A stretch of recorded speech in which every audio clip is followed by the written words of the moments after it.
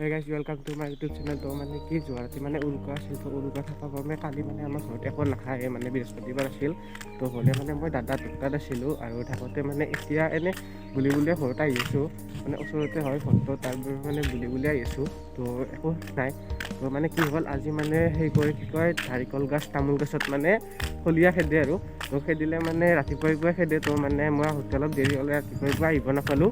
তো মানে এতিয়া যাইছোঁ ৰাইজৰ ভেলাঘৰ পুৱাই আজি। তো তাত কি কৰে আপোনালোকক দেখাম। তো ঘৰত যাই লওঁ ফাৰ্ষ্ট মই মানে প্ৰথমতে ঘৰত আহি এটা বস্তু চালোঁ, গাছত মানে টঙাল দিছে নে নাই, ফলিয়াকে দিছে নে নাই চালোঁ। তো সেইটো আপোনালোককো দেখুৱাওঁ, অলপ বেলেগ ষ্টাইলত আপোনালোকে চাই থাকক।